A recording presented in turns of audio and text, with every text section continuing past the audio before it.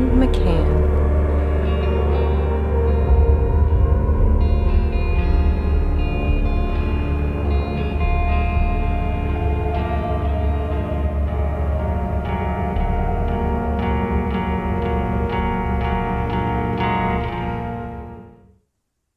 Greetings. Welcome to Wake the Dead. Today, we are very, very happy to have our good friend, Jerry Marzinsky. Welcome, Jerry. Hello. Good to be here. So, for the listeners who are not familiar with Jerry, Jerry is a retired licensed psychotherapist with over 35 years of experience working with and studying the thought processes and the voices heard by psychotic and criminally insane patients in some of the most volatile psychiatric institutions in the nation. He was awarded the state of Arizona's Meritorious Service Award while working in the psychology department of a large state prison. He was also awarded the Pima College's Apple Award for the teaching of abnormal psychology. Jerry has held the position of second lieutenant in the Arizona Civil Air Patrol and is a licensed commercial pilot, a certified scuba diver, and a long-distance motorcycle rider.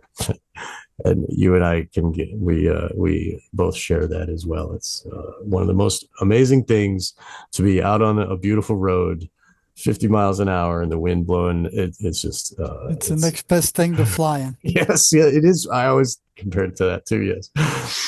He also said, "I wish I could be a pilot. I need to learn." But anyway, here we go. Moving on. He also served as an assistant scoutmaster. His formal academic training comprises a BA in psychology from Temple University, a master's degree in counseling from the University of Georgia, and 2 years of study in a PhD psychology program.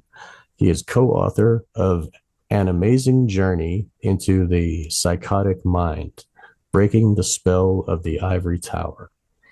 That book we spoke about, that was Jerry's first interview with us here on Wake the Dead. It's this one here.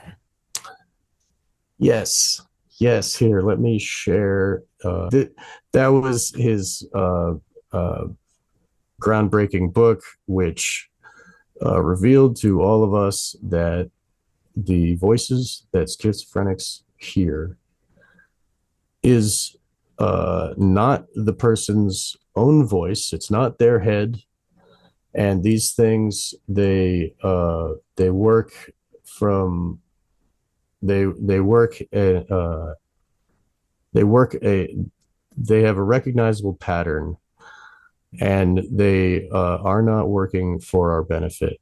These voices are basically demons. They are demons, and we established that.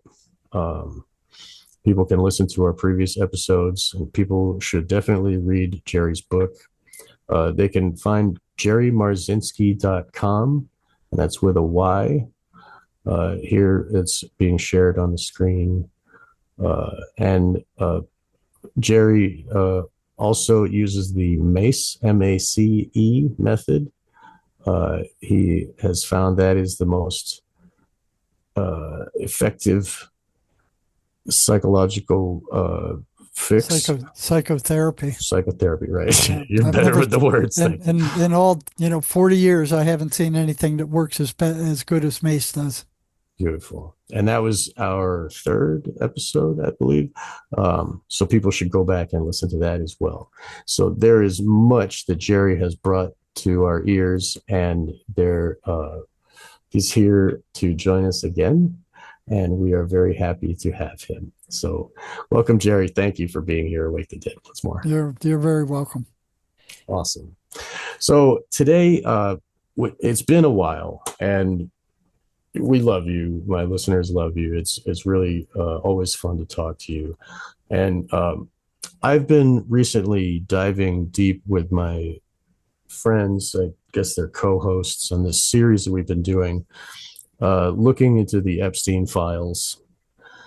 And I titled it Satanism Exposed in the Epstein Files. And it's revealing the psychopathy And we went into the artwork that they like to look at, and we went into the, we're trying to understand their psychology, right? And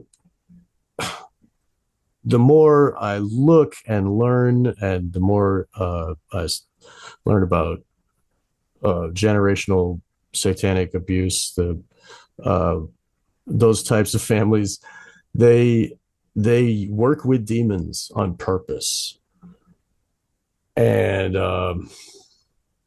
so this is, I mean, this explains maybe why the predator class is so evil. I mean, they're not human anymore. It's No. their right. Yeah.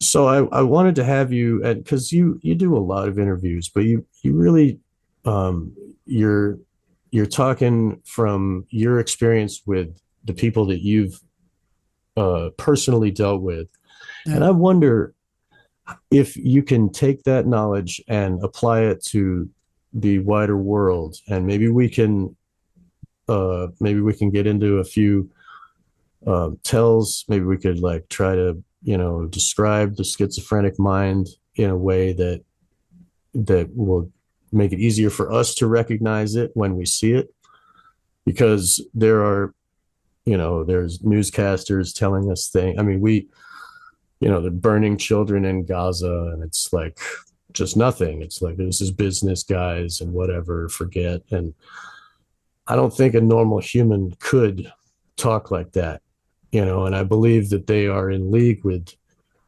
evil. And I suspect that the ones that you've encountered at these institutions are the broken failed ones, and they Well, are they got caught. right. They got caught. They got caught by the criminal justice system. Yeah. See, that brings up a story. There's um, working with the prisoners was interesting, especially the schizophrenic ones. So I remember one I was talking to, and he said, he was using drugs. I mean, meth is it just opens these people up. It's like, come and get me. It's just asking the demons to come and even the prisoners called meth the devil's drug. You know, so Wow. they would know who it is. And this fella he was using meth, and when he ran out of meth, the voices would tell him where to go and when to be there, and some stranger would show up with more meth. Uh, Exactly. I've heard that over and over again. There was another one who was robbing houses. And he was a pretty successful thief because he was gutsy. He would break into the windows at night. He'd go in, rob the people at night. But he also was hearing voices, and the voices would tell him when the people in the house were up and when to get out. You know, so they would also pick the houses that he was supposed to rob. Like, okay, that's a good one there. So he was telling me one time, he said, I broke into this one house. The people got up and the voices said, get out of here. They're up. They're, get out. So he jumps out and he goes to run down this alley to the left, and they tell him, no, don't go down there. The cops are coming up that alley. Go around to this other alley to the right. And then he sees this big dumpster, and they tell him, go jump in that dumpster. So he jumps in the dumpster, closes the lid quietly. The cops did come up the alley that he told them that they were coming. So there's times where they know stuff that the person himself doesn't, and they use that because they say, well, see, we know stuff you don't, listen to us, we can help you out, you know. So he he So he runs off to the right. He jumps in the big trash bin, and a cop just passes the trash bin with the flashlight, and he opens up the thing and he peeks, and the voice that tells him, "Okay, get out and run." And he said, "No, the cop's too close. He's only 20 feet away." And they said, "Do it anyway. Keep go." So he did. He got back to his apartment, and he said, and the voices start congratulating him. He said, "Good job, good job." And he goes, "Well, not so good a job. I left all the loot in the garbage can." in the dumpster. And the voices told him, no big deal. Go back there tomorrow morning and get it. You know, Wow. there was the so th- let me see that there was that one. Oh, there Well, was another one. Uh, he would rob houses also, and they would tell him which houses to rob. And he goes, yeah, yeah, I was rich. I was good at what I did. And he told me the voices would tell him which ones to rob, that kind of stuff. And I said, well, if they were so good, what are you doing here in the prison? I said, uh, how'd that work for you? And he goes, well, I got greedy and I robbed a house he told me not to go into, and they caught me wow. there. So that proves to him that they are totally legit. Like even, Oh, yeah. yeah. So Yeah. I mean, they're actually hearing these things, and those things correspond to physical reality. There was the most dramatic one I heard like that was now this guy had completely recovered by the time this he told me this story. The voices were gone. I'd worked with him for 6 months. He finally got rid of them, and he told me that he had a long criminal record. Drug abuse, robbery, assault, all kinds of stuff. It's like pages long, and I could sense that he wanted to do something with himself. He was tired of being the way he was. And he told me this story one day after he had recovered. He said he was in San Diego, and the voices said to him, he said, we know where there's a sesame pot field up in Oregon. So he's in Southern California, and they tell him, we know where this pot field is. They said he had like $300 or something like that at the time. They said, get yourself a machete, two burlap sacks, and bring your 250. I think it was 250. He said at the time, $250. Said, bring that with you and we'll show you where it is. So he trusted him and he went, so he jumps in his car. He starts driving up to Oregon, and they're telling him where to go, which highways to take, where to turn, where to go. When all they were giving him instructions the whole way. He'd never been there before. So he gets on like this 23-mile dirt road that's heading for the mountain, and he covers that, and then he runs out of dirt road at the base of the mountain. And he says, "Okay, what now, voices? There's no more road." They said, "Off to your right is a hiking path. You know, you know, go off there, and it's a couple 100 feet away. Watch for a path." They said, "Find that path and take it." So he walks up that path for like 4 hours, and he gets to this giant sesamoia pot field, and he fills up the two burlap sacks and takes him back down the mountain. And he asked the voices, "Well, what do I do now? Where do I go with this?" They said, "Well, there's a national park right up the way there. Go there. There's a lot of people who buy it there." So he goes there and he starts selling this stuff, and he's getting rich. Apparently it was pretty good pot. And he bought all the whores he could buy, he wanted. He bought all the alcohol and cocaine he wanted. And this is where he threw me off. He said the voices were fishermen. They wanted to go fishing. And I look at him. I said, "You're pulling my leg now. You giving me, giving me a bunch of crap." He goes, "No, no, they wanted to go fishing." And I said, "Well, what happened?" He said, "Well, I got some fishing poles and I went fishing. I got brought my cocaine and brought my alcohol." And so as far as he was concerned, he was in heaven.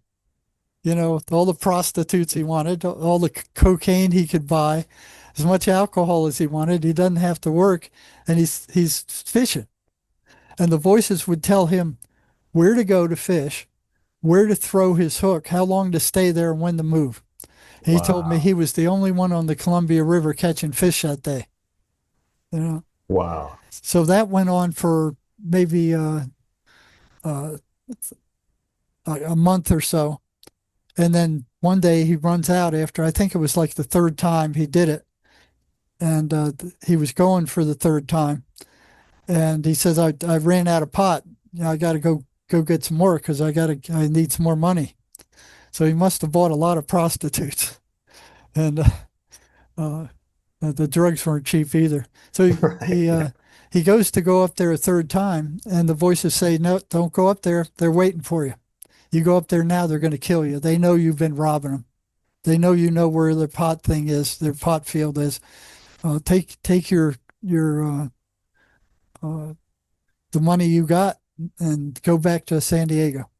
So he went back with a lot more money than he had, and he was completely convinced these things are great, you Right. know, but they started destroying him, with all the drugs and the stuff they were telling him to do. Uh, so We he got I'm sorry. We spoke with Lynn, your friend Lynn Monet. Monet, and she told us about how there are other entities that suck the alcohol out of alcoholics, and like, the addictions are also similar to the voices. They don't work the same, but they hover around. She was Oh talking yeah, about her brother yeah. was alcoholic, and he would, even when he was sober, the demon would still be in the corner waiting, like, because he was a good target. But That's why they keep relapsing. right, You right. know, there was one prisoner who he was an Apache, and they were bringing him down from northern Arizona because he was so drunk and violent that they couldn't handle him in the Apache jail anymore. They sending him straight to prison. And I got word that he was gonna arrive in my unit. So I was watching him, and he was blowing through all the normal checkpoints that prisoners have to go to before they're sent to a unit. They're usually sent to classification where they're evaluated for a specific unit. He blew right through there. And I also heard that he was like an evil Indian medicine man. He worked with spirits and cast spells on people, that kind of stuff. So I was like interested to meet him. So when he got onto my unit, I called him in, put in a pass for him to come, and he showed up. But man, he hated white people. You could just feel the hate rolling off of him, you know. And he's just giving me the evil eye the whole time he's in my office. And I said, "Well, I'm Jerry. I'm your psych.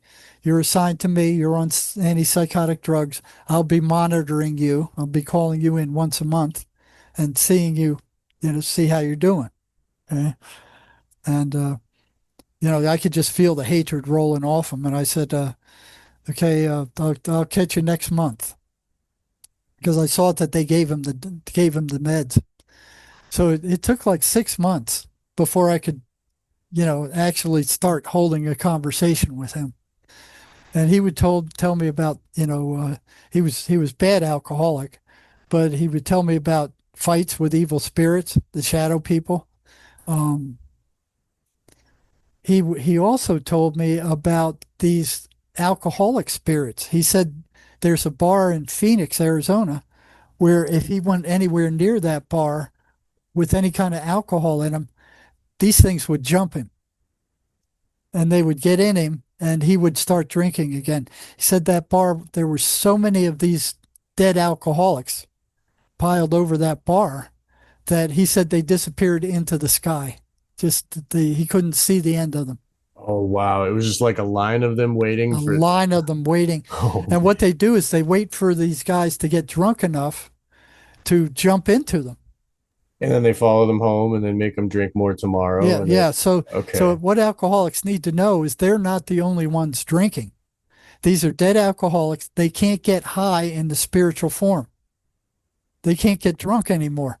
So they jump into some alcoholic who's not resisting. He's already half drunk, and then they continue drinking from there. Wow. Like the blackout maybe is like when the consciousness of the normal person Mm. disappeared when the demon took over. It's like They jump blackout in. drunk. Yeah, right. Yeah. Wow. There was one that told me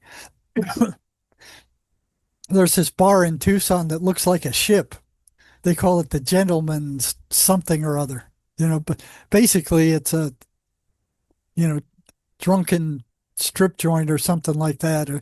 Girls go there too. I mean, so he said he went there with the voices and he's checking out all the women.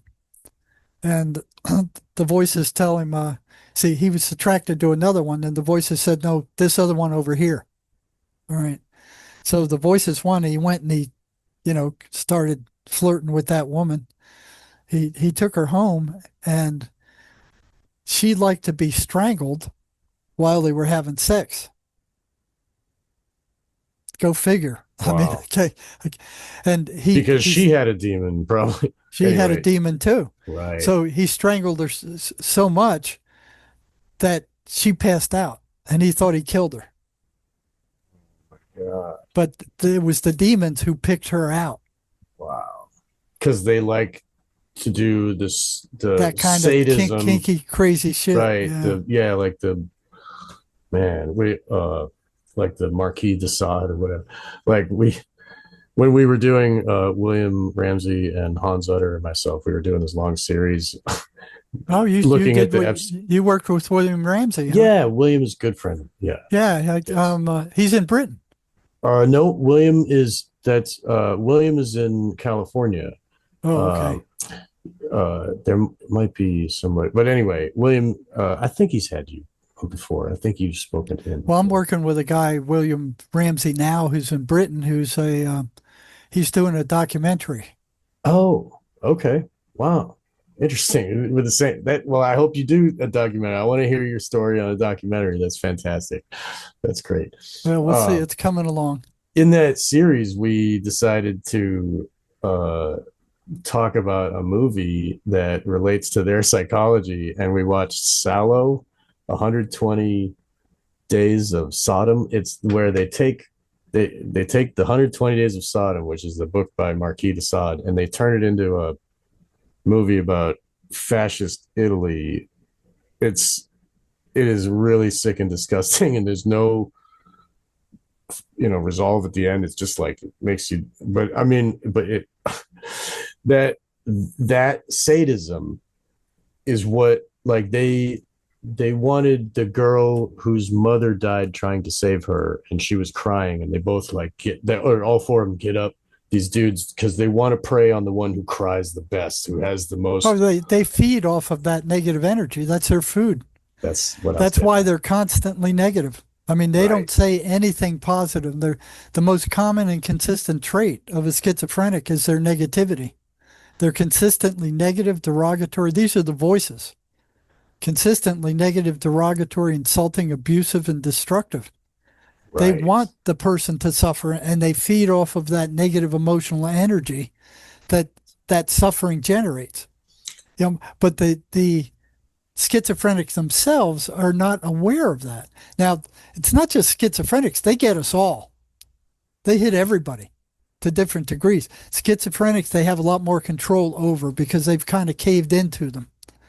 You know, um, Like the schizophrenics allow them to take control, allow the voices to take control of their body, yeah. So basically. one of the biggest things they struggle with when they start hearing these things, because we're all told, whatever thought comes through your head belongs to you. That's not true Right. by a long shot. That's a very dangerous idea. And we're taught that from the time we're kids. Oh yeah, But you have a but thought, it my belongs to you. but my pill says might give me suicidal ideation. That's my thought, right? You know what I'm Yeah, saying? and Right. Yeah. 50,000 people kill themselves in the United States every year. Yeah. Where do those thoughts come from? I mean, Very good survival point. is baked into the human being. Right. What is it that's powerful enough to overcome that survival instinct? You look at these guys stuck on the ocean on a raft, for 2 months, Yeah. where it would be so much easier to just give up and die. No, Right. 50,000. That's as many as that died in Vietnam. And where do those thoughts come from for them to kill themselves? Yeah. That's these Right. demons. And and I mean, this okay, go ahead. planet is full of them. It's full of them. Right. This is the devil's playground. And the prisons, they own the prisons. They own the prisons. They run Yeah. the prisons. Right. That makes sense. Nothing Even the good. guards have them because the guards like going in there and beating these guys, and you know what I mean? Yeah, Like, yeah, some of them.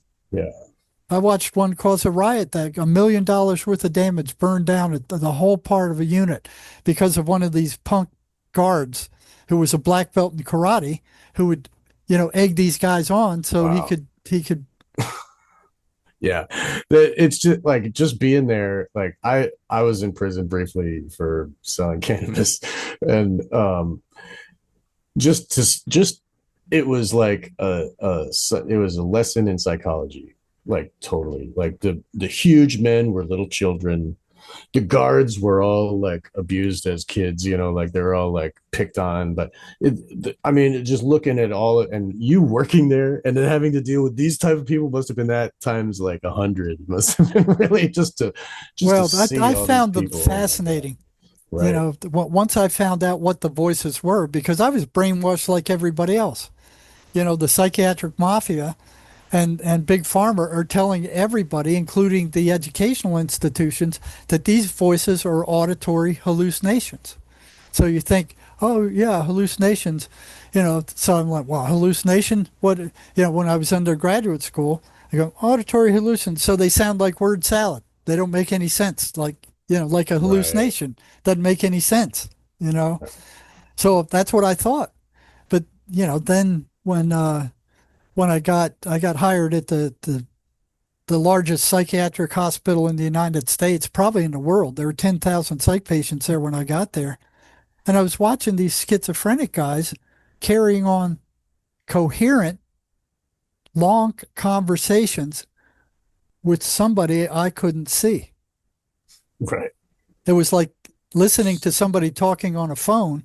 You could hear what the person's telling into the phone, but you can't hear what's coming over the phone, you know? So I'm like, wait a second, something ain't adding up here, you know? Right. So I remember this one guy, and I became curious about the voices because none of the other staff were. They all bought into, hey, they're auditory hallucinations, all of them. None of them were curious about what these things were telling these patients. None of them were asking any questions. They weren't the least bit curious. They were all brainwashed to think they were auditory hallucinations, which the psychiatric mafia just throws up there as a declaration without any research at all. None. They just hereby proclaim that they're auditory hallucinations because that's what they look like and that's what they proclaim.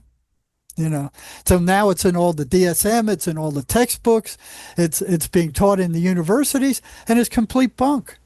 These things are far from auditory hallucinations, but they're making billions of dollars a year selling these toxic antipsychotic drugs because these guys have a chemical brain imbalance, which is a bunch of crap too. It's been disproved over and over again. It's a friggin' lie. It was made up by Eli Lilly, the drug company, back in the '60s when they came out with Prozac. They needed some excuse for how their medicine worked, and they didn't know, except that it was a serotonin reuptake inhibitor.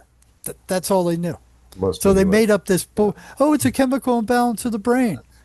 Bull crap. We did a great episode on this. That was the main topic, and I remember playing a video of a guy going into like all these different doctors, and they were all prescribing different stuff for the same. Oh yeah, It you was put just, 10 of them in the same room with a moderate yeah, diagnosis, and they all prescribe different things. It'll be different, right, different diagnoses. right, It's a scam. It's a right. freaking scam. There was like a man on the street interview in front of one of these psychiatric conventions, and he was asking all these people, these doctors, and he would be like, what's the deal with the chemical imbalance? And they're like, oh yeah, it's not really, I don't know, it's Yeah. and then they like hurry away. It was really a great episode. Everybody should go back and listen.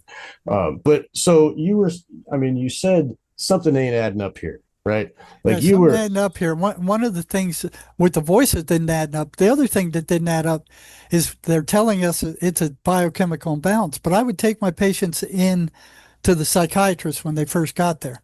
Okay. They would ask them a few questions, and then they'd come up with a diagnosis, and then they'd come up with a medication. There wasn't anything that would measure this chemical imbalance that they said was wrong with these people in the first place. Right. And that happened time after time after time. And I'd ask them, I said, well, if it's a chemical imbalance, I mean, how do you know what are there, 23 neurotransmitters or something like that in the brain? I said, well, how do you know which ones are out of balance and by how much? Right. They don't. Right. They have no idea. They Right. just say that. And then they just, like a dartboard, they go, well, let's start with this drug and see if that works. If that don't work, we'll increase it, or we'll decrease it, or we'll switch to another drug, or we'll add 23 other drugs one after another. Right. And whatever happens, we'll get paid all the while. Oh yeah, they're getting a fortune. You won't go into a psychiatrist and not come out with a prescription for something. Right. Yeah. They'll find something to plug. They'll the hole. find something. They'll find the hole, and they'll make up the hole, and they'll plug it with whatever they decide. Yeah. And so like the employees, the other employees around you aren't asking the questions, and they're just, you know, uh unaware, like ignorant on purpose, like ignoring the signs. Right? They didn't show any interest in the voices, and it was clear that the ones who were listening to the voices the most were the ones who were getting in the most trouble. Right. That So was it real is a clear. symptom of the psychosis, and they don't want to pay attention to that because really their job is just to control Right, the patients, right. and so that's not That's their it. job. Control is the deal. Right. So And so I remember there was one time as an undergraduate, I was taking abnormal psychology, and here they are telling me that they made us read a paper by a clinical psychologist, it's clinical psychiatrist, that reported that if two crazy people met each other and they both thought they were Joe Biden, one of them would have to change his delusion. And even as an undergraduate, I'm looking at that and I'm going, why would that have to happen? right, I mean, they're doesn't both work for nuts. them. Why would they care? Right, right. It's like, so and here's a clinical psychologist writing this stuff, in a research paper, no less. Right. So I'm like, okay, this doesn't make any sense. I couldn't. And one of the things I hated about psychology, you could not get access to a clinical population. You had to trust all the crap that they told you for 4 years in undergraduate psychology with no way to check it out other than experimental psychology when you went into a rat lab and you run these, behavioral Right. schemes, and you can watch the stuff happen there. But otherwise, you got to take their word for it. And I didn't trust authority at all. I mean, as a kid, I never trusted authority. God And I bless you. didn't trust what they were telling me either. So I took this, two guys that meet each other that are crazy. One of them have to change. I tucked it in the back of my head. And there was one day when it was years later, I was doing rounds on a psychiatric unit on the second floor. And here's this new guy I hadn't met before. And he's carrying on a conversation with the voices. You could hear him. Da, da, da, and he's arguing with them, talking to him. So I figured, well, I'm going to sneak up behind him, see if I can't hear what's going on there. So I got close, and he caught me. So he turns around, and I go, "Are you new here?" Yeah, I'm psych. I'm your psych on the unit. I haven't seen you before. He said, "Yeah, I got here last week." And I said, "What's your name?" And he says, "I'm Jesus Christ." And he looks me in the eye and he goes, "I'm Jesus Christ." So I look him in the eye and I said, no, you can't be Jesus Christ because I am. And I'm sitting there going, okay, what's he going to do? Is he going to change to Joe Biden, or is he going to change to Nikita Khrushchev, or what's he going to do? And he's thinking about it, and I'm like a pins and needles waiting for this guy to come up with something, and he's like, oh, he's thinking about it. And then he goes, okay, we can both be Jesus Christ. And he strolls off. And I'm thinking, what else did they lie to me about? What else? Right. So it was like everything was suspect then. The other thing they taught us was that schizophrenics are so disorganized that they can't ever do any advanced planning at all. So there's one day I went over to another unit where one of my friends worked, and here comes this guy looking like Sigmund Freud. He's got a beard like Sigmund Freud. He's got a mustache like Sigmund Freud. He's wearing a sport jacket like Sigmund Freud. He's smoking a pipe like Sigmund Freud. And I'm like, Ed, who the hell is that? And he goes, oh, that's Sigmund. He's our psychologist or psychiatrist. And I went, wow, what a wacko. So, a couple months later, he calls me back and he says, hey, Jerry, you got to come over here and see this. And I go, what?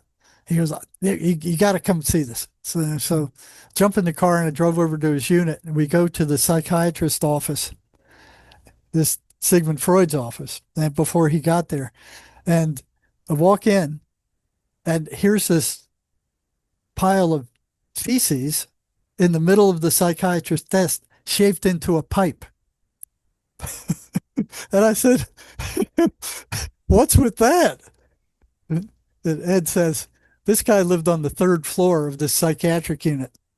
He got out of his room at night, this schizophrenic. He hated the doctor because he overdosed. He gave him all these psych drugs, and he hated it. So he got out of his room. He got down 3 flights of stairs, past 3 attendance stations, found this Dr. Freud's office, got through the lock somehow, crawled up on his desk, crapped on his desk, shaped it into a pipe, and then escaped the hospiel. Now tell me he's this free guy. now? Wow. Yeah, they never found him. They never caught him. Wow. Now you tell me, Legend. tell me schizophrenics can't plan. Right, exactly. Right. So there was another one. So it's like how much of what they told me is garbage. So, okay. And the way that the doctors were acting around you, that's reminds me of the way the doctors were acting when the flu disappeared about 5 years ago. And all of a sudden, everybody's grandma was dying. And because they were giving them all these run death is near and, giving them the air tanks and stuff. It was basically like a culling that happened and the jabs too. Nobody was like paying attention. They were all like, "Oh yeah, trust the science." And those of us who are that's aware, what psychiatrists are saying too. Oh yeah, we're science people. We got all this scientific drugs and stuff, and yeah, this is the only thing that works. It's not. Meanwhile, though, the people that like are doing the evil, they know that nobody's looking and they can unfold this upon us. It seems like the people that are in power understand psychology so well, and they almost have access to knowledge that we don't. And they're applying it in a way that benefits the demons. Oh yeah, and these people, like psychiatrists, are drugging down the entire population. I think it's like 1 out of every 9 people are on some kind of psychiatric drug now. It's a horrendous number. These drugs don't cure anything like mace does. Mace will cure a lot of psychological cure. It's done. It's gone. They're gone. Right. Not these drugs. They don't cure anything. They just tamp down symptoms. Right. And the antipsychotics actually kill the brain. Right. Yeah. Right. What you were going to say. They're toxic. These antipsychotic drugs are toxic. They have pages and pages of negative. What do they call them? Side effects. Right. They're not side effects. They're poisonous. It's the primary effect, right?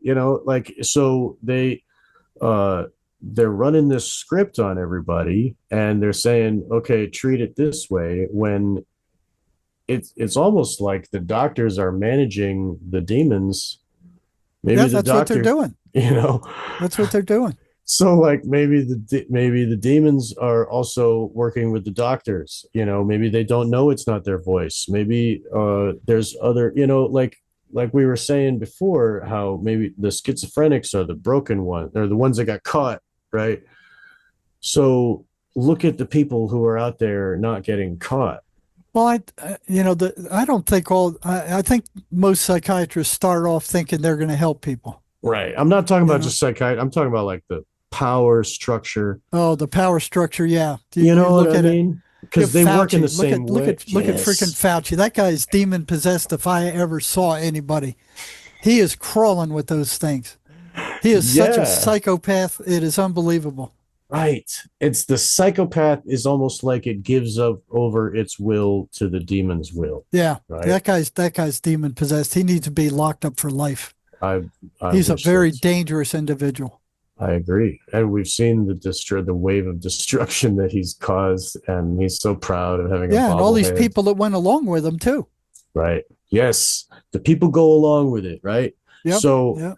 so we spoke about how the demons have a hierarchical system where you described how it's almost like they were coming and punching a clock, and they were like afraid of the ones that were higher up than them that Yeah. could meter to get justice or whatever.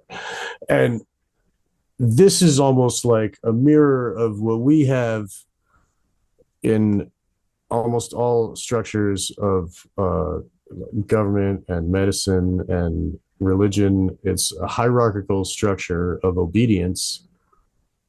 And if you got normal good people who are brainwashed by mind control to follow orders, who's to say the people above them don't have a voice telling them what to say? Because these you're just describing about how the voices were like, go talk to that girl over there, Yeah. like they are influencing the real world through their Oh yeah, sure they manipulations. are. And look at the mess the world is in right now. Yeah. Look Yeah, at that's where I'm getting they're at. loving it. They love wars. All the misery and suffering in the war. That's a hog's trough for them. They love it. And And they're then they're doing it taking right there in Palestine, right where yep, Jesus was. yep, Yeah. killing, just bombing out the entire, just killing thousands and thousands of people. And then here's the Iranians killing 50,000 of their own citizens that are challenging them. I mean, they're hated by most of the population there. You know, you talk about psychopaths. Those guys are psychopaths. Yeah, Israel, like, right? Like, oh my God, yeah. And Well, but I mean, yeah, like so, but okay, so the president could be run by these things. So like we're the series with William, it was about the Epstein files, and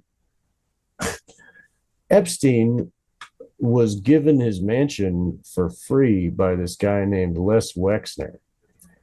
And Les Wexner had an interview from Forbes magazine.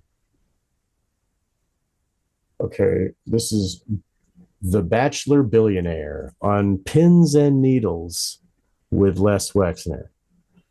Okay, and in the search bar, I put Dybbuk, Dybbuk.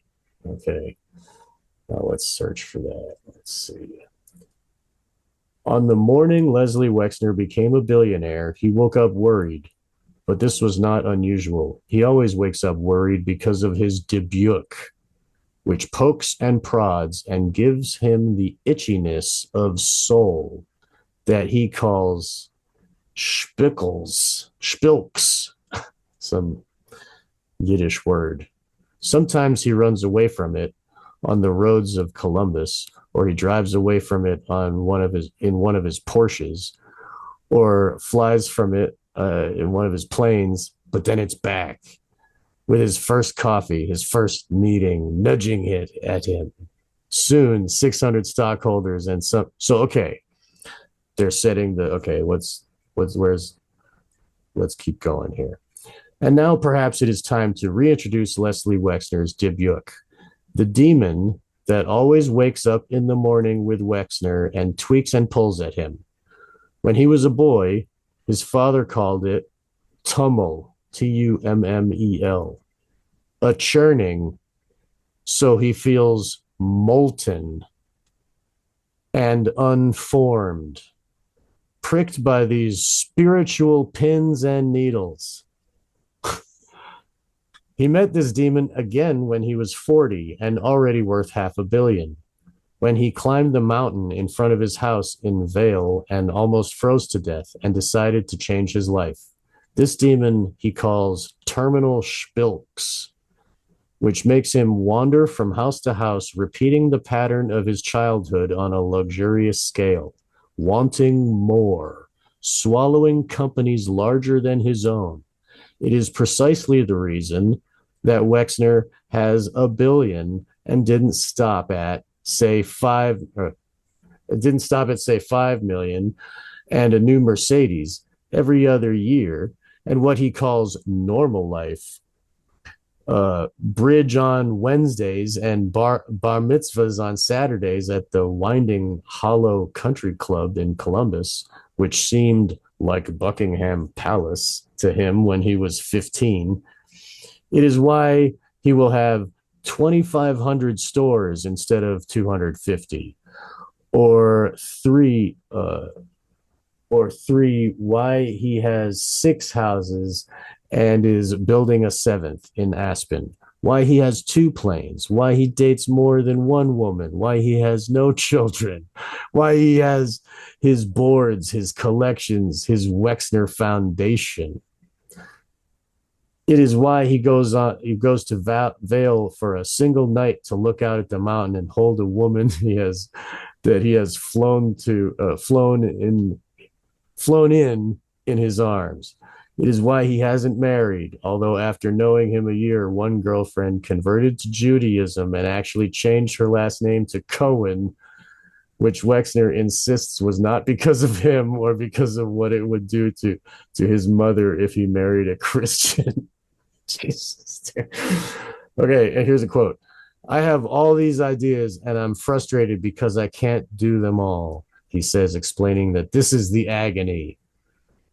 Okay, and he's got this Agony and Ecstasy is his favorite book. Okay, let's see where else it is here. So the Dubuque is saying more. What next? Okay, his insatiable drive for power. Well, you look at his whole focus is away from spirit, yeah, toward physical, material stuff. Very good point. The guy is soulless. Yes. Yes. He doesn't recognize that he's a spiritual being. His whole world consists of physical garbage. Right. And left brain, like numbers and like betting and all that. Yeah. That the insatiableness it's a curse. He's got no spiritual foundation whatsoever. Well, he's the guy that paid for Epstein. So yeah. He owns most of the state I live in. And Les would pick up his Dubuque, his Spilks, because it is part of his genius. He considers it part of his genius. It's like the movie stars that are being directed by, these demons. Do this, do that, sleep with this guy, do this thing, and I'll make you a success. Right. And these movie stars, they work for people like the guy who was paying for P. Diddy. He just died recently. I forget his name, but he owned. I mean, he discovered Whitney Houston. He became this huge power magnate, and those people run dark rituals. They use humiliation rituals. I mean, even if you don't believe in demons, they are mind controlling people through torture and the benefits of money, the ultimate stick and carrot. They'll steal your children and kill them in front of you. I mean, and it's not just Hollywood. Like, if you look at the Epstein files, which we had done on Wake the Dead, has done for extensive, horrific. I mean, there are women who were underage girls who were being used as breeders and they would induce pregnant, or they would induce labor like 3 months too soon, so it would be born premature, and they would just steal the baby. I mean, and she would watch the baby get stolen, and she would cry. Like the horror that, That's just raw evil. seriously, raw evil, man. All those friggin' congressmen who were involved with him should all be locked up. They shouldn't be allowed to have an office. Exactly. Get And them out of there. right, They've already proved who's controlling them. right. Who they have allegiance to, who they Yes. are they are Right. obliged to. Yep. Yeah. So I am thinking maybe these people that are unabashedly just, I mean, Les Wexner went to this hearing and he lies, just lies, and no Yeah. one questions, no one cares. Just like Fauci. Right? Lie after lie after lie after lie. Yeah. And now he doesn't even have to lie anymore. He's just like, No. oh, fifth, Uh, fifth, fifth, all yeah, that. Like, 111 times. oh, dude, and that itself is a magic number. It's like, oh man. So um it's as if this was an orchestrated event. Oh yeah. This All of these have been orchestrated. I mean, 9/11, and we think, Yeah. oh yes, psychopathy and psychopaths, they want to steal the gold, they want to do these things, and yes, it gives them the excuse, but it's also creating a loosh, the pain and anguish, and it's creating terror, terrorism Yeah. and And terror. that's what these things feed off of. Right, That's their food. Loosh. right, right.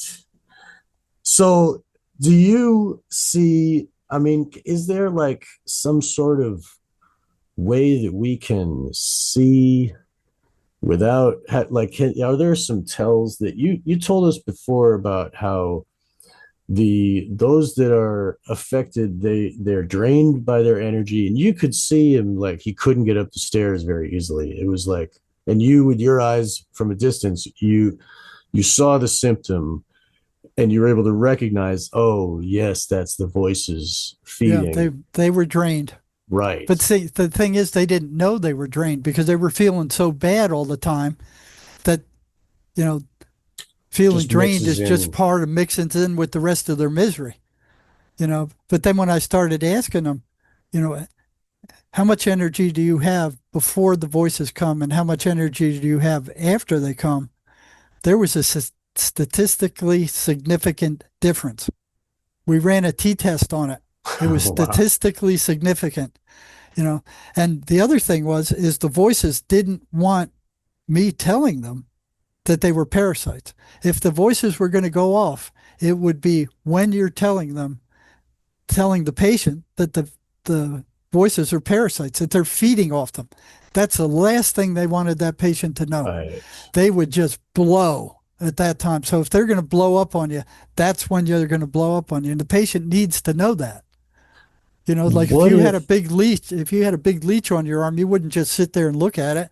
You'd do something about it. But what if you're Les Wexner and you know it's there, and you made a contract with it to be there, He's part of it. He is it. right? He is it. So, I mean, we know they work with contracts. I mean, this is how it's like a legal system almost. The way the demons abide by rules, they have boundaries they stay within. They're allowed to feed when they do, and I mean, uh, so what if there was a contract, and the demon doesn't need to hide that it's a parasite anymore, because they're blowing up on because a schizophrenic doesn't know he has demons. He doesn't know what's going on. And like, maybe, like you said, the demon doesn't allow him to make the connection in his brain because it has hold of the brain. So it's like, oh, don't you notice you're tired? Oh, No, they don't. because they can't think that, like the SRA survivors, they their brains are partitioned through the trauma, and demonization, which is another thing I don't know if you know about, where the rape and the ritual actually injects demons into the victim, kind of like how they come down through the alcohol, like they're waiting to be like to ride in on, on the event that's happening at that place. It's this also happens with the trauma abuse. And so like it makes it so their brains can't think a certain thing. They don't know that they had another personality. It makes a wall in the brain. So Well, one thing that's so insidious about it is that the voices 90% of the time, if not more, sound just like the normal internal dialogue of the person himself. So, of the thousands or 10,000 thoughts that go through your head on a regular day, there's no, we are the voices do this. It's not like that. It's all of a sudden well, it's not like a heavy metal song. yeah, they love heavy metal. I'm sure. Yeah, me Oh, too. they love heavy metal. Yeah, right. That's one of the things I tell my patients: don't listen to heavy metal. Wow. Don't watch murder mysteries, Right. or that kind of detective garbage. I mean, they feed on that.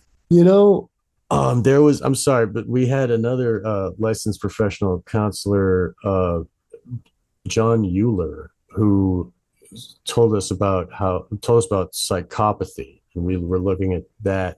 And he was working in institutions like you were, and he was working with psychopaths, and a lot of them were like, and he would talk about how it's not like they're just born that way. It's a wearing away. It's like a slow like digression into like not believing, not paying attention to conscience. I want this thing that feels good. Not gonna. So it's like, it's like how porn is, and he relates the psychopathy of porn. Oh yeah, that porn is a part of their agenda. Right. See, once again, you're being moved away from spirit into the physical. Right. They want you centered on the physical. Right. The feelings, the money, the people bothering you, whatever. It's all outward, all outward. Nobody, no looking inward. And those alcoholics that won't go to heaven or the next place or wherever, they're stuck here because they want the alcohol, the physical feeling of the drunk, and that's what keeps them bound here like that. And like even the Buddhists say the suffering is the loss of the thing that you love. Like that's what we, like the baby can't have the booby anymore. And it's like it's an intrinsic part of human life. But anyway, I brought up about John Euler because he caught, like in prison, they're not allowed to have like, violent pornography. You know what I mean? But they were allowed to have these murder mystery novels. I know they did that in the prison I was in. One of the supervisors played the what is it? It was a murder mystery thing. Like it was disgusting. It was just pure rot, dude. And they shouldn't have been looking high, at that. like they're getting. Oh yeah, they're fed on it, and I went nuts when I heard that, and I went and I complained. Smart. Complained to the warden, and the warden stuck with him. And I talked to one of the prisoners who worked there after he got out. He said, "Oh yeah, we love that stuff." He said, "We loved it." Of course. And here they're playing to this violent population, these violent movies that just feed it. They're brainless. That's the kind of people that work there. It's and almost... even the warden approved it. And I'm like, I can't believe it. What is the matter with you people? Right. Maybe the warden got that job because he's in some secret society coven, whatever. Well, who knows? I know you're not going to say some, but I'm just speculating. These people in positions of power, they're given those positions because they want to keep their structure, their hierarchical structure. I'm friends with an ex Levian Satanist, and he was being groomed for the Club of Rome. They were going to give him this position where he would help with the reduction of the human population. He was very adamant about how he hated people and how they should all be killed and shit at the time, you know. And they were like, this guy's perfect, and you know, and he wouldn't tell secrets, and he would follow orders, and you know, and then they try to give him a coven, and he's like, I don't want to control people, and it's all he gets out of it. But it's still like they they were grooming him for this specific job, just like Fauci, I'm sure, was groomed for his job.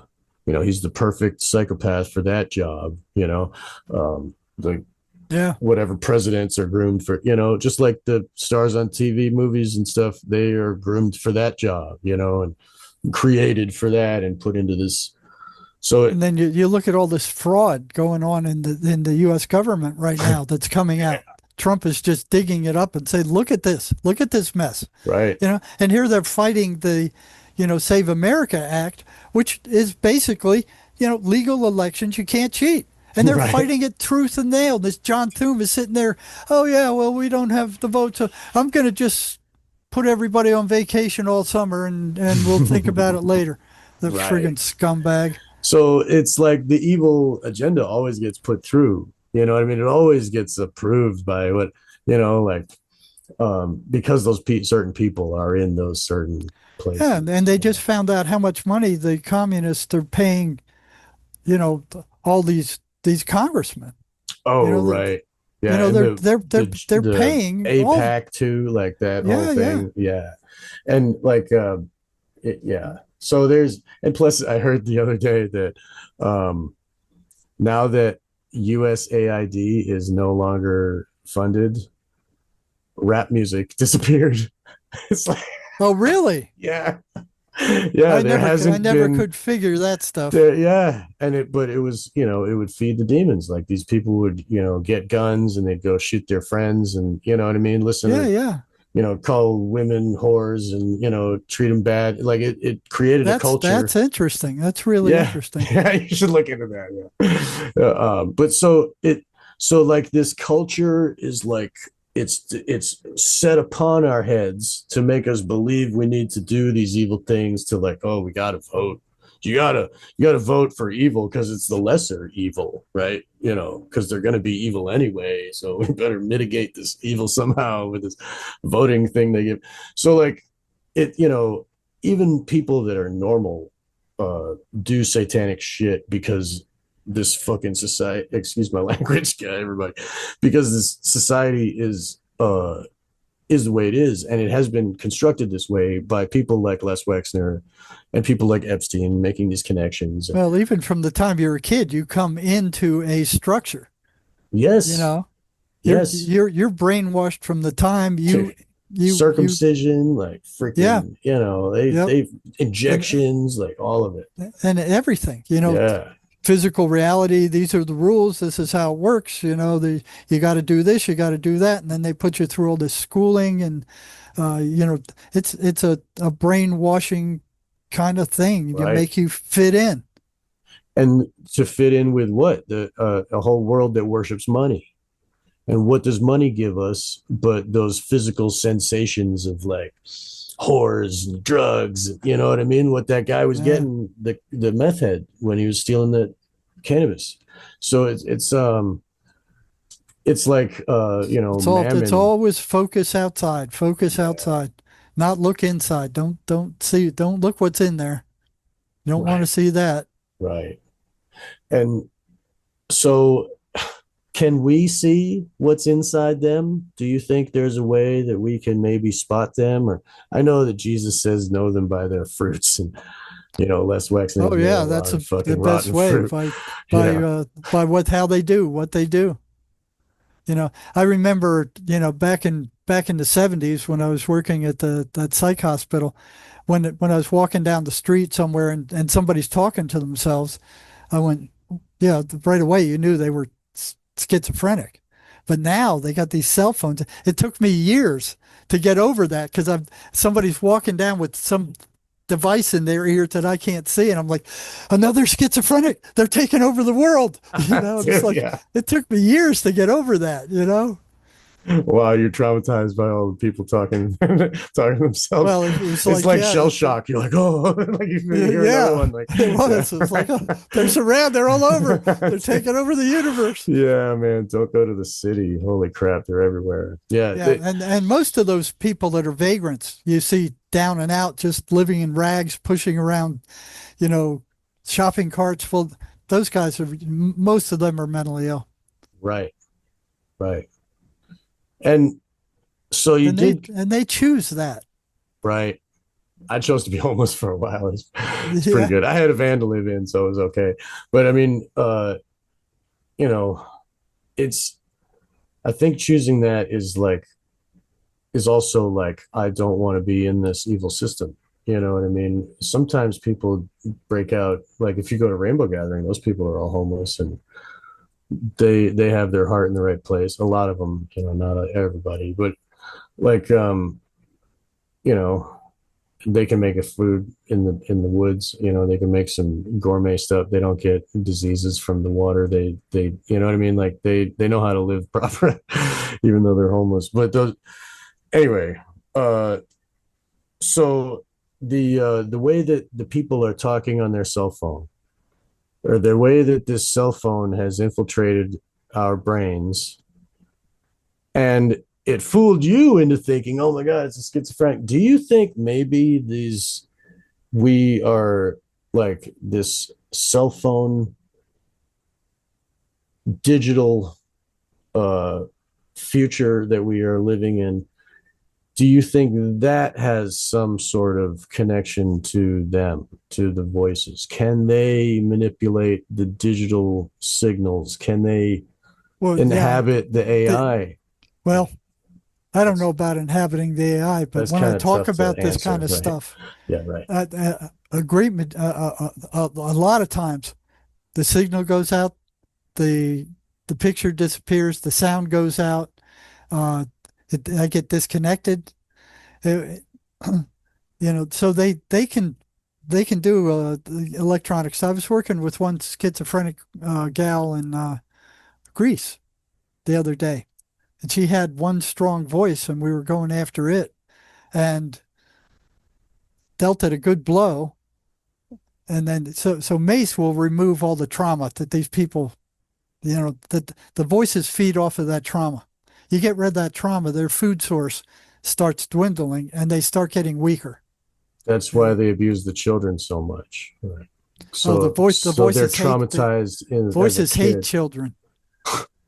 right? Yeah. Yeah, Wow. virtually all of them are traumatized. They have either, severe physical, sexual, or emotional abuse, um, or they use meth. I mean, most schizophrenics have a core of horrible abuse. Right. And a lot of addicts are using because they want to forget the abuse or they want to get, you know what I mean? So it's like a self-licking ice cream cone kind of shit. It's just, yeah. So, what do you think that maybe the way that our brains are now, the way that we are so we give our will to this technology so easily, maybe that is terraforming the planet to have it be a new world for the demons to feed. Do you Well, think? I'm sure they'll try to take advantage of it, so it's got to be monitored very closely. Even now, on your cell phone, you start talking about, hey, I'm thinking about buying a new car, and then 24 hours later, here comes all these advertisements for Right, cars onto your cell phone. They're right. listening to you. You That's know, right. they're Right. looking for what you want. They're looking for to fill your desires for money. You know, Yeah. And and you look at, whores and meth. it's just control, control, control. And that's what psychiatry is doing. They're just controlling these people. They're drugging them down in a mass. You know, they're not making them any better. Right. Nobody's getting any better. They're Right. just dumbing them down so they don't feel the pain. And the cell phones are kind of like a drug because I mean people even are like, oh, they're folded over like the people in Kensington and Philadelphia. You know what I mean? Like they're, they're always looking down at their phone. They're not like aware. They're not using their cognitive mind. They're just absorbing like a sponge, this feed. And, And television too. right. Yeah. Look Television at it. is the old You put it classic. on. I mean, 90% of what's on there is negative. Right. You know, Yeah. Right. And so yeah, who's so running the TV? these voices, like I said, they this a number of schizophrenics have asked the voices, "Who are you? What are you?" And their reply was consistently, "We are you." They want Right. you to believe that those negative thoughts that come into your head are yours, and you should be acting on them because they're the truth. Just like how God's name is I am, right? Kind of like maybe that was anyway, but I mean, maybe that. And Muhammad was a schizophrenic, wasn't he? Or he was epileptic, and then a lot of these shaman and stuff, they are affected, maybe, you know. Um, yeah. So okay, So you got to watch the thoughts that come into your mind. You right, know, they're going to come, but you do not have to pay attention to them. Where your attention goes, your energy goes with it. So if you're paying attention to negative thoughts, you're energizing those negative thoughts. right, yeah, You may and not be able to control them coming in, but you certainly control how much attention and energy you're going to give to them. you can get stuck there, and it's like you can't stop thinking once you start. Sometimes it's some thoughts Yeah, like, you start remunerating, yeah, and they can enter your mind and they can see every rotten thing you've ever done, and then they could start accusing you. Oh, you remember when you did that, or da da da, and generate. They could care less about you. They want the energy. And right, in the mace practice, working with it happened to me once. It happened with another practitioner who were hearing these voices. After we got rid of all the trauma, they had nothing to feed off of, and they would actually complain. We need more energy. You know, wow, so it actually weakens them, even though in a lot of cases mace won't get rid of the voices. It will weaken them so the person can start taking control on their own. so loosh is almost like something you can measure. It's you know that's very interesting, and it's always, and why is this world so heinous, and why all this bad happens to good people, like obviously because we are a farm for them. Like we're just Yeah, we are. We are. That's where they get all their energy from us. so yeah, I mean, they are parasites. They are at so is yeah, I guess we didn't really answer, like, is there a way to see the parasite?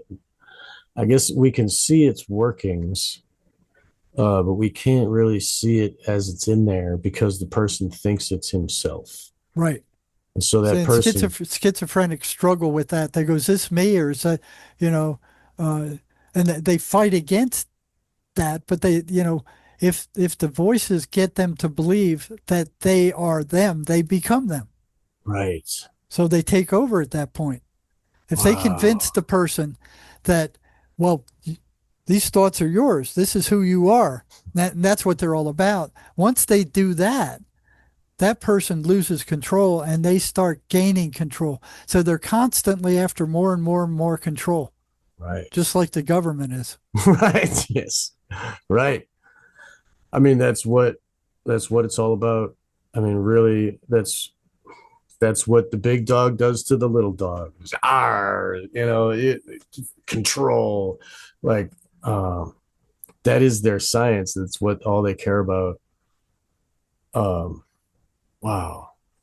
And so the people that have given themselves over, like Wexner, who's even advertising it in a magazine, uh, they're claiming their power, and then they're watching nothing happen. And so it proves to all the other people, like, oh yeah, this is the way to go, and this is right and good, and this is natural. Yeah, um, again, it's the never enough, never enough. yeah, It's like they're plagued. No matter what they do, it's never enough. They got to keep more and more and more, and it's like drinking salt water. right.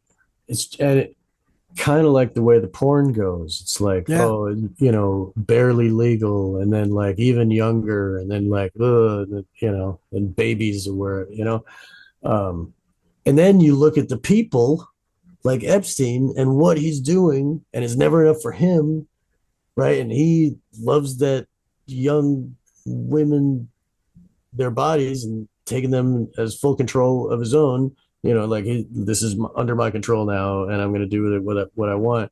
yeah, That's his whole life was doing that, yes. and he set up his whole life that way. So maybe that's something that we can see and recognize Oh yeah, because, he was possessed. right. Yeah. So yeah, and we can find that everywhere. These people, my goodness. Yeah, so I guess Well, yeah, there are so we got I guess I think we got it's all the said that that evil is necessary. So you have the good, you have the evil. And Swedenborg says everybody's assigned two guardian angels and two demons.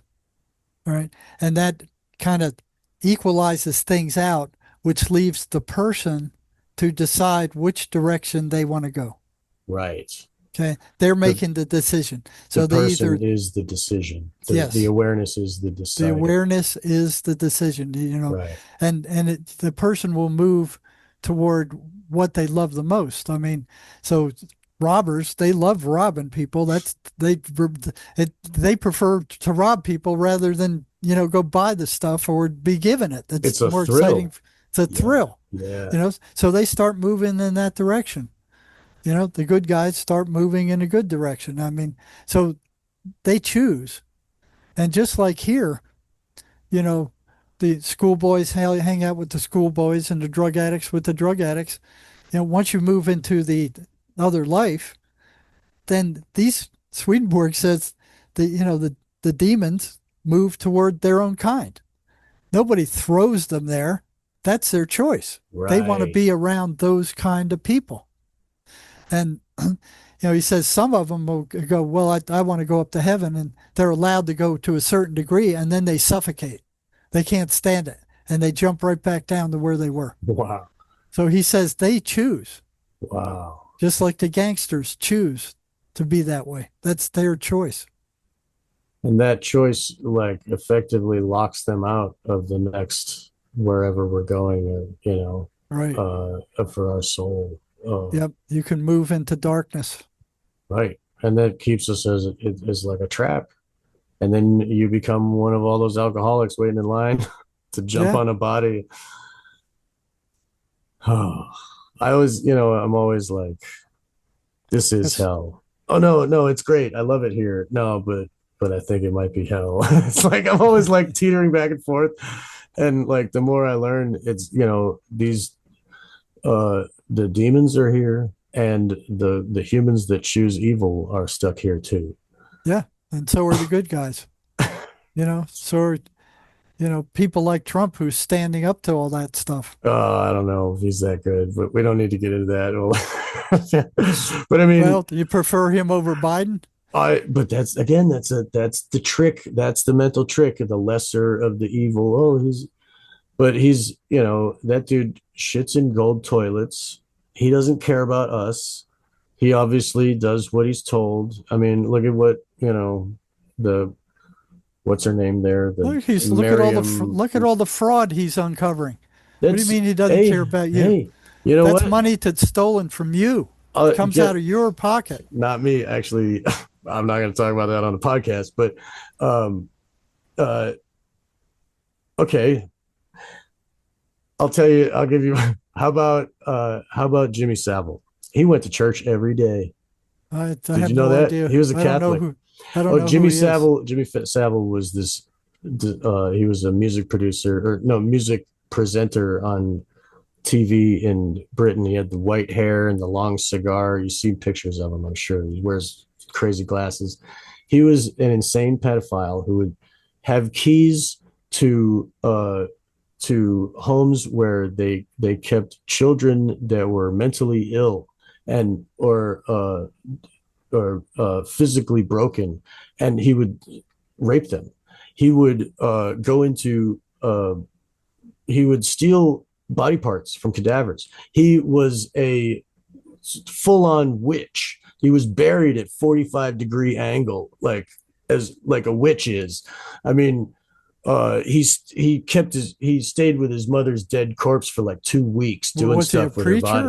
or what? What? He yeah, good guess. No, he was on Top of the Pops. He would like present music on national television.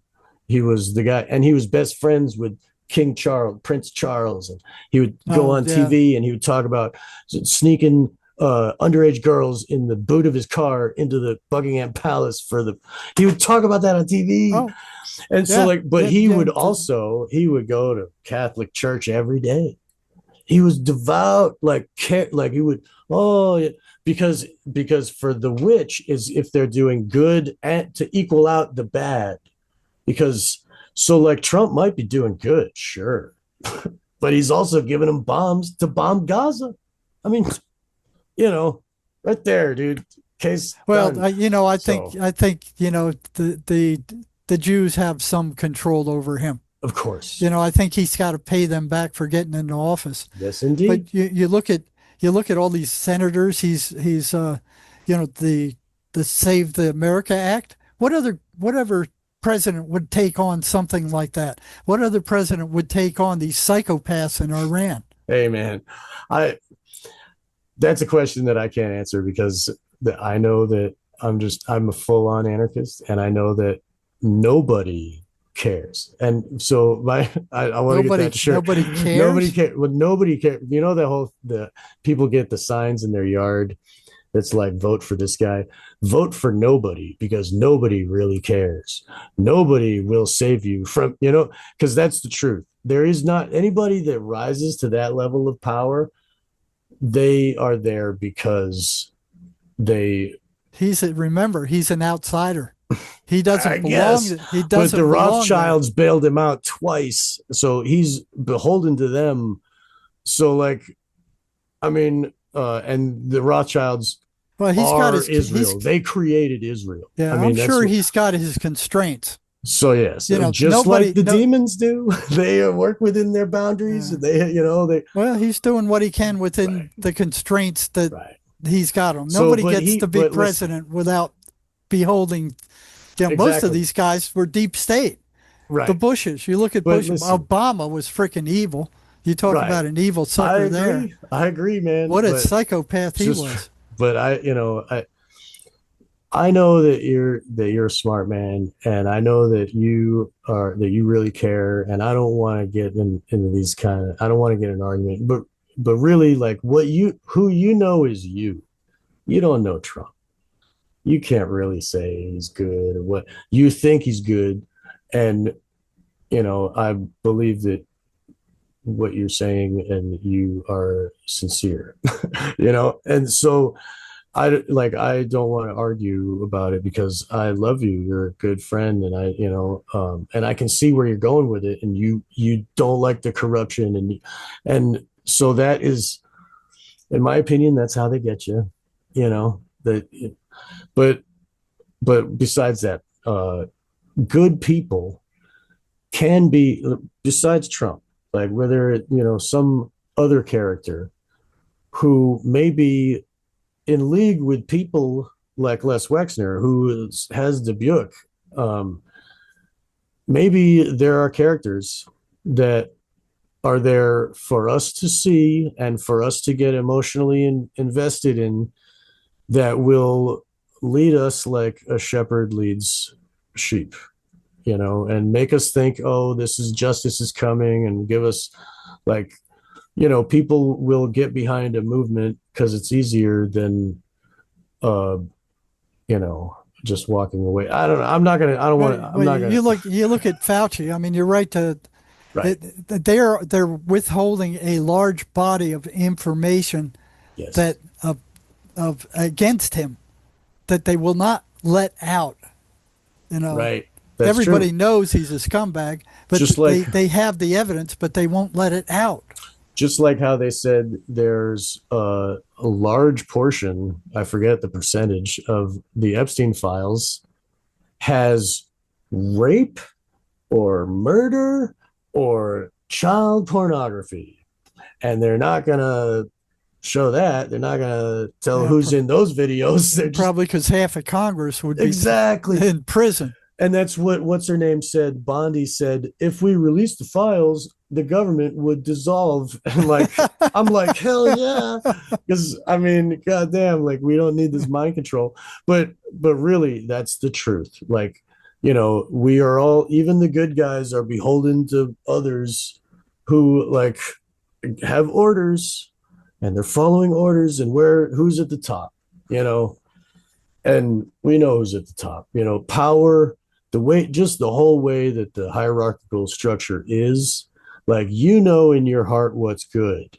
You don't need someone to tell you. So the fact that there is a hierarchy telling what is moral and what is right, that's anti-God right there.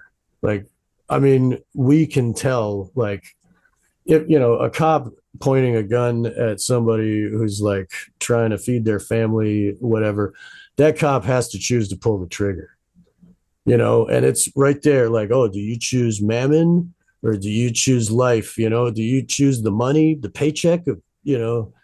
So like, really, Yeah, that's where it's the always evil. the choice is yours. That's right. You're the one making the choices. That's right. All that information's coming in, but only you can make the choice to That's act right. on it. Even though the demons are putting bad stuff in your head, telling you to smack the guy in front of you or spit on him or, Yeah. punch him in the face or something, you know, that that thought's not yours. Virtually every negative thought that comes into your head doesn't belong to you. I love that.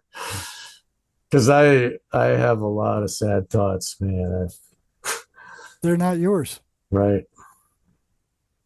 I had to put my dog down, and it was like a couple of years ago almost now. It was like a year and a half. And it still haunts me like every day. Like I cry like all the time. And I'm sure I got some demons sucking off me like a straw. And I was convinced to do that it was my choice to do that. And I'll never go, like, I'll always have that. Like, oh, Well, you had to put him down because he was suffering, right? he was suffering. Well, He was falling that's the apart. most He was falling that apart. Like that's the most it humane hurt. thing. It hurt for him to poop. He couldn't poop. Like it Yeah. was it. Well, that's the most humane thing you could have done. Yeah. Thank you. I would have done the same, or I would have had somebody else do it. I don't think I would have had the heart to do it myself. Dude, I walked him right in there and all the nurses and shit were clapping for him. It was a surreal experience. Why were they clapping I for him? don't know. They were all like, yay, like because he was coming down the hallway to go meet his maker. Like, I don't know. They were also That's trying to feed weird. him chocolate. Like it was, That's you poison know, for dogs. I know. Like, and they're like, well, he's dying anyway, so now you can give it to him. I'm like, whoa. These people are crazy. So I mean, I gave him liver, like it was these dried liver bits, and he loved it. He was like, oh wow, he was going nuts.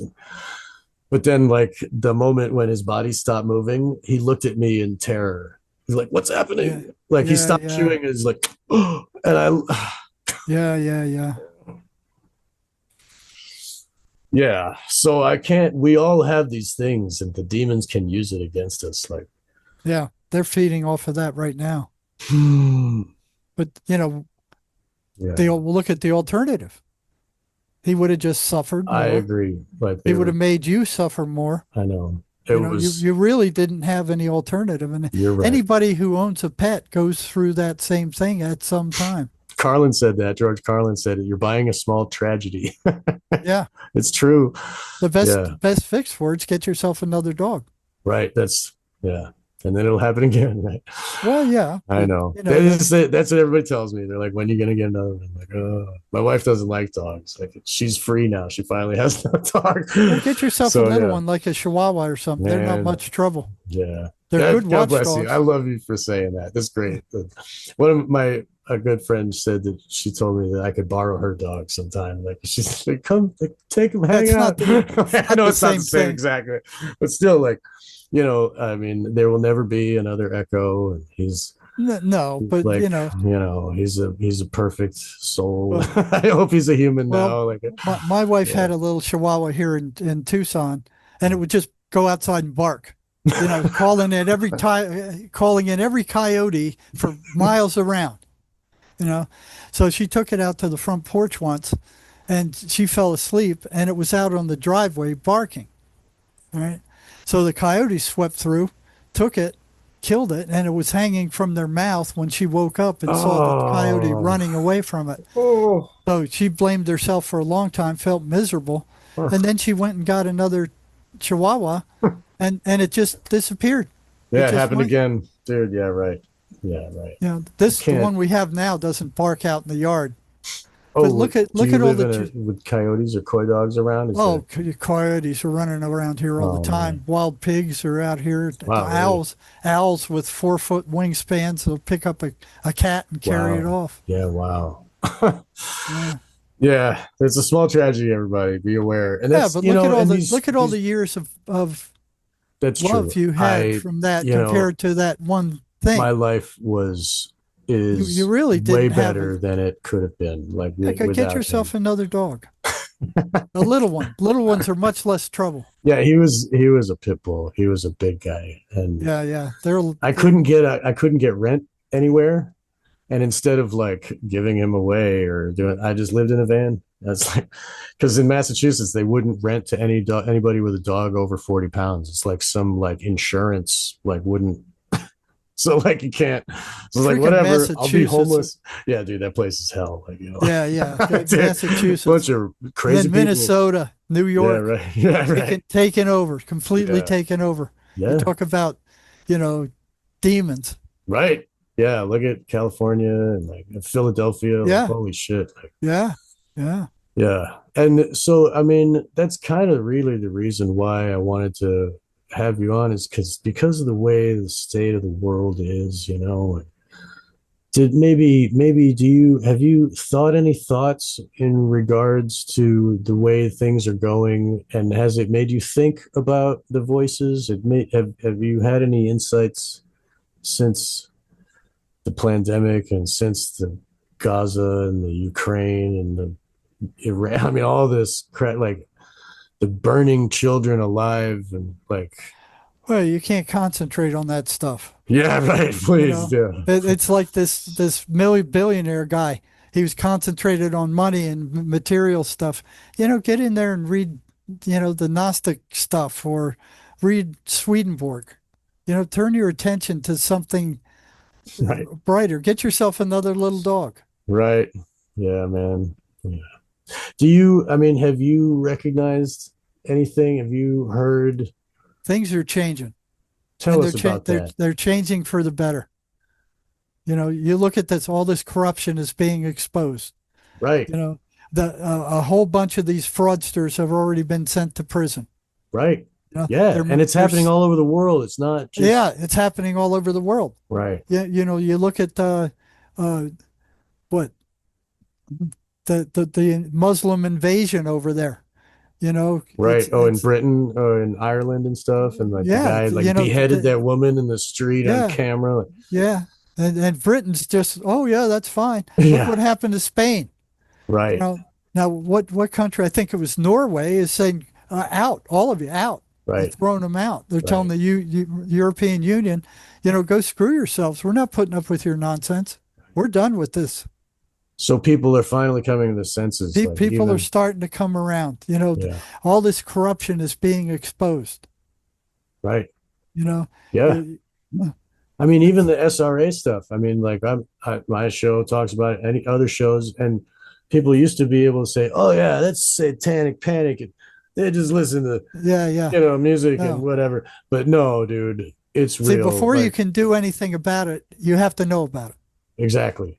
Right. And Trump is exposing stuff about the deep state that has never, ever, ever happened before. And they've tried to kill him for it a number of times. They want him out of there. Yeah. Yeah. They Right. don't want to be exposed, and he's exposing them. He's even exposing Britain and the negative effect they've had on us. The Crown, the Tower of London. You talk about deep state scumbags. Oh yeah. Yeah. The Tower of London and Right. Britain and the Queen and all that kind of stuff. Right. Completely, they look like they're respectable and all that kind of stuff, but they got their fingers on everything. Yeah, they're friends with Jimmy Savile. You know what I Yeah, mean? Like they, I wouldn't be yeah, surprised. like they, and This Epstein stuff, I mean, is bleeding up into them. right. He did Trump. I just need to say this. I'm sorry, but Trump did say, "Why are you still talking about Epstein? Forget about it." Right. So, and he is I'm in glad they there. didn't. You Right. know, I'm glad they didn't too, because you care about what matters, right? You don't care about Trump is a hero or whatever. You care about what really well, matters. he's got his roadblocks too. I mean, Right. he's Right. doing what good he can, but And he's got. What did he he's in there say? deep in the trenches. Like Melania Yeah, was he given to him by Epstein. You know what I mean?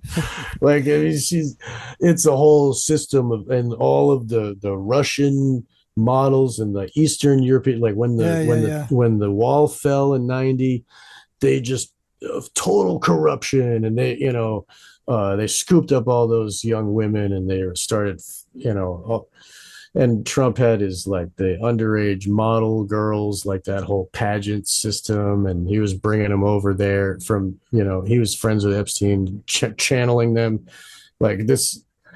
Anyway, I don't need to keep going. I'm sorry, guys.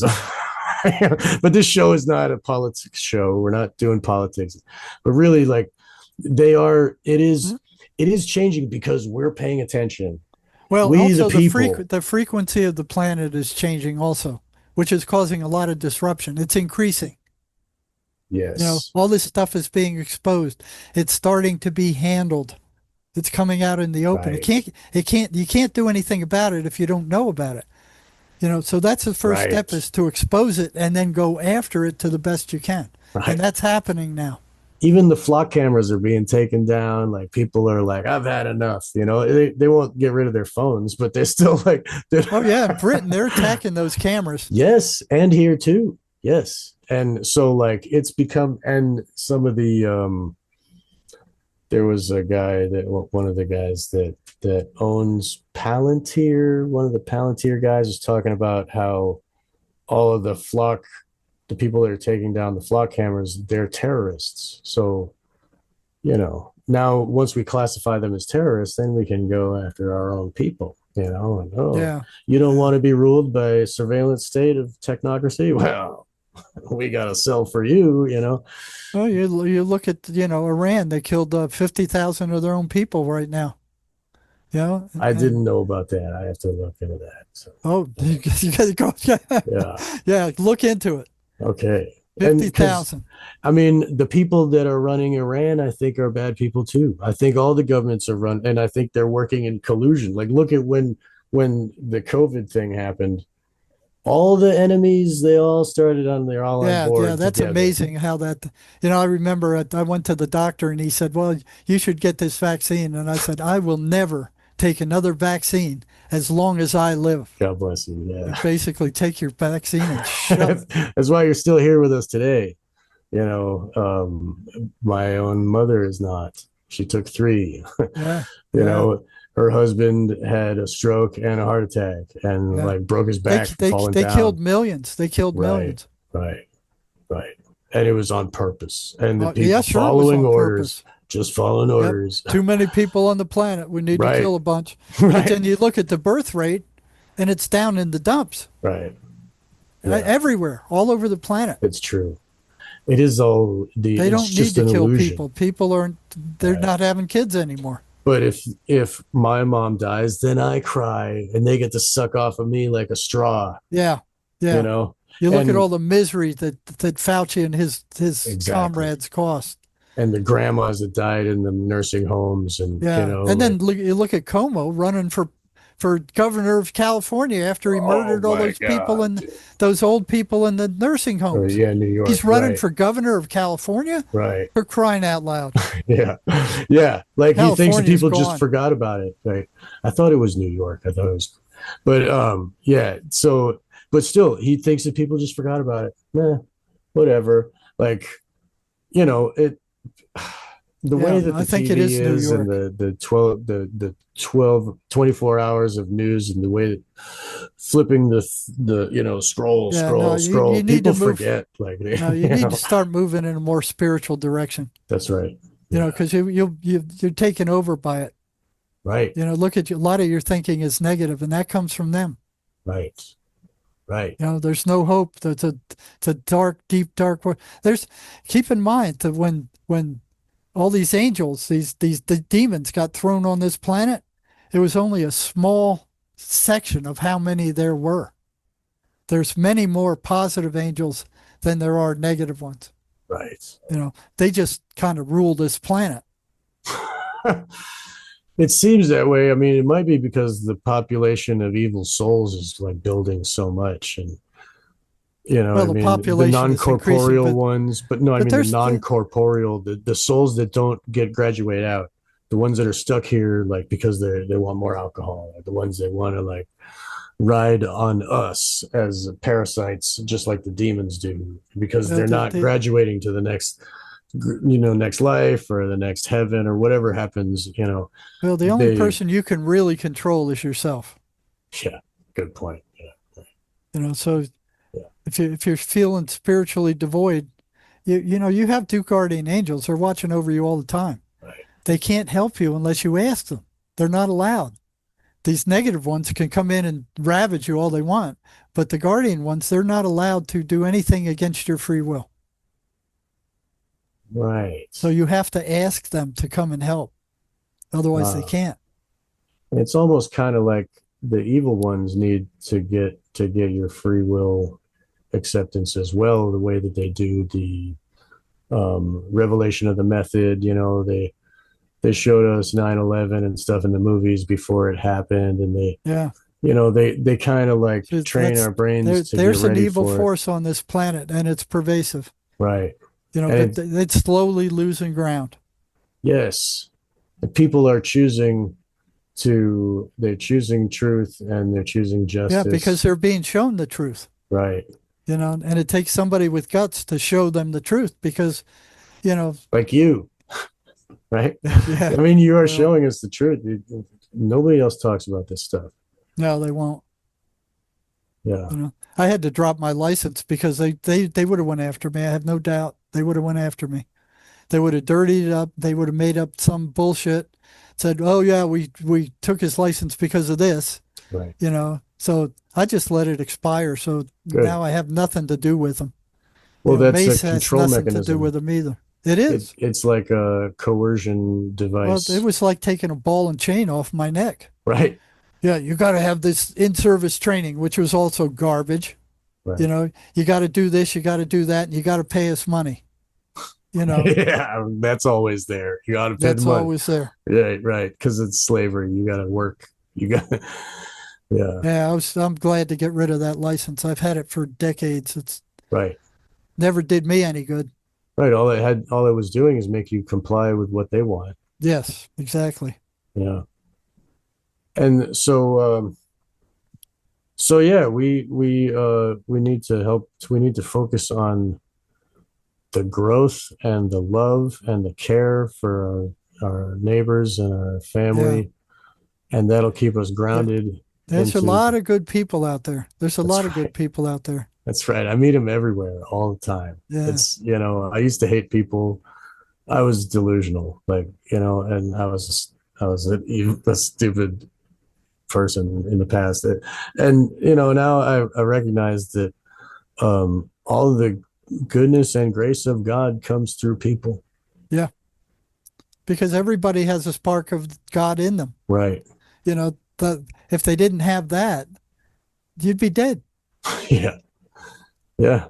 And then that Satan would that's really life. be in control, right? You know, Yeah. the And decay would take over and your body would be given over. and it's all over. I mean, you look at the Right, plants in the forest, how everything works. right, Everything works together. I right, mean, you know, right. everything has life. Yeah, And that life is God. right.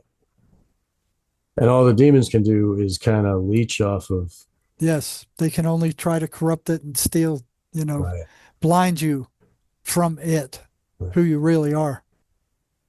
Yeah. And that's what mace does. It removes all that crud, removes all that trauma, removes all that garbage. So the person becomes much closer to who they really are. Um, can you tell us about how, because you work with people with Mace, right? And you promote this. And we did this in the episode before, and people should check it out. But I suspect I might have a few survivors of deep trauma, and uh, they might want to hear about, they might want to connect with you. So tell us more about how we can connect with you and how that they can find this MACE method in jerrymarzinsky.com. Yeah, it's jerrymarzinsky.com. The website, there's a whole kind of write up on mace there. There's a bunch of testimonials from people who have gone through it. Um, or they Fantastic. can, they can just write me directly. See, so here's the testimonials down here. Okay, here. Yeah, and then there's Mace Energy Method, what that is. Right. Okay, and then there's up here how to contact with up on the top and the right. I Wonderful. think. Yeah, all of your links. Yeah. And there's your book. So here's online consultation. Okay. Online consultation. Oh, wonderful. Private consultation with Jerry Marzinsky will help you to get rid of your voices or lessen them substantially. Your participation includes your willingness to do the work of working on yourself and your story. Well, most of the work I do with is not with people who have voices. It's people that have, trauma. Right, I mean, and almost everybody has some kind of trauma. right. That's beautiful. So people can go to jerrymarzinsky.com/consultation dash session to find this page exactly. And I will make sure to put all your links for those listeners to find and click on. So yeah, is there anything that you want to tell us that's coming up, or anything you're looking that you want to say before we go? Uh, you know what? From what you said, I ought to put you down and give you a free one. Yes, that would be great. Please. Okay, hang on Yeah, after let's. the Okay. hang on afterwards, and I'll get you Wow. down. I'll get you down on the list here somewhere. That'd be cool. Thank you very much, Jerry. Wow. That's great. Yeah, yeah, I mean, I've got a couple things that I can't stop thinking about. But yeah, that would be wonderful. I would love to talk with you about Good, you that. get to experience it for yourself. Wonderful. Wow. That's, So stay on after you hang up, and I I'll will for get you on the sure. calendar. We do. We will. So very good. Is there anything that I missed that we need to say to the listeners before we go? No, there's we got the book. We already showed you the book. Right. Uh, Find the Jer- book. The link will be there too. Yeah, yeah, jerrymarzinsky.com. very good. Um, and we'll get you signed up. Wonderful. And yeah, this is next level information, Jerry. Thank you so much for being here for us and giving us your voice and your time. We very much appreciate you, and we love you and we thank you. It's Well, thank you for having me. wonderful. And thank you, listeners, for joining us. We will see you next time on Wake the Dead.